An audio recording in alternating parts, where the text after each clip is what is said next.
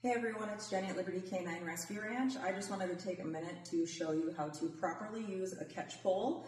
So I have my model here. Ours is a little bit beat up because it has been used safely and effectively to help us handle lots of gangster dogs, so don't mind that. But there are some features on here. Obviously it has the noose, it has this aluminum or metal pole, and then it has the cord that comes out the end here, which also has the release right here. So as long as you pull this, it tightens the noose and it stays tight. So once you have it set, it doesn't loosen. It also doesn't tighten. So when the dog pulls on it, it's not like a slip leash where it gets tighter. So you have to be really careful of that. So keep that in mind when you're using this. If you don't have it tight enough, they can back out of it, which can be sketchy because you might only have one chance with some dogs. So you want to make sure that you get it tight enough that they can't back out of it. You can always loosen it a little bit if you get it too tight, but you can't always make it tighter because they can back out of it pretty quickly and then they're gone. So here's the noose. To tighten it again, we just pull this cord. To release that noose, you just pull on this little metal stopper. One thing to keep in mind is that this, as it's loosening and the cord is being pulled back through this pole, this whips around and it can hurt pretty bad and get you in the face or the arms. So I kind of use one hand to cradle this and pull this stopper up and use this other hand to let it go in there nicely. Otherwise it does whip around and it hurts. So as you can see, as we do that, the noose got bigger. So when you're using it on a dog, whether you're right or left-handed, kind of get set up how you want. You're not always going to have ideal circumstances when you're using this. Usually you're using one of these because something is very aggressive. So you might not always have the perfect stance or the perfect setup, but you have to get in there and get the dog. So you can use this also if a dog starts coming at you to defend yourself. Ideally, we're going to do this under circumstances where the dog isn't actively biting or aggressing. We're hoping we can get this on before that.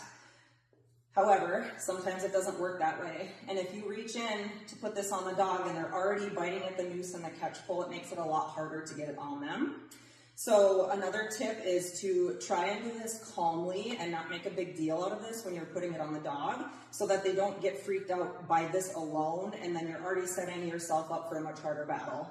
So you want to reach in calmly and quietly. Obviously every situation in dog is different, and you get the loop over their head, and then what I like to do is pull up right away as I'm pulling this cord and tightening the noose. The reason I like to pull up is, I'm going to loosen this, if you just do this as you're tightening it and they have space on every side of that noose, it's so much easier for them to get out of this. So I put this on the dog and immediately put pressure up and then tighten. Now, a couple other things to keep in mind. This doesn't loosen or tighten at all. Once it's set, that's the pressure it's at. So you have to keep dogs' breathing and airway in mind. You have to keep it tight enough that they can't get out, but they do need to be able to breathe. In extreme situations, you might have to have it tighter for safety than what's comfortable for the dog, but safety is important. So again, you want to make sure that you get it tight enough. Now, another thing to consider, a lot of times dogs get freaked out once they get this on. If you hear that noise, I'm sure you can hear that. As soon as dogs hear that and it's making noise here, they already start to get goofy and start trying to back out of it. So then you have to be mindful. The second they start trying to back out, move the pole with them. So they're going to be backing out, walk with them as you're tightening it so that you don't lose them. Once you have this on, it's pretty safe. If it's tight enough and they can't get out of it, unless this breaks or malfunctions, you can't get bit. This prevents them from getting too close. It keeps a safe distance. They cannot get closer to you. Now, obviously, if I hold this up, I don't have as much leverage to stop the dog from coming in. So the safest and most effective way to use this is I like to have two hands on this and keep it kind of at hip level, and you can use your hip and your body weight as leverage as well. So there's already two rubber grips on here, so you can use your hips as you're trying to handle the dog. If you're walking, same thing, you kind of want to keep your hands down at your hips and keep this low, because this is the best chance you have that dog literally can't come at you.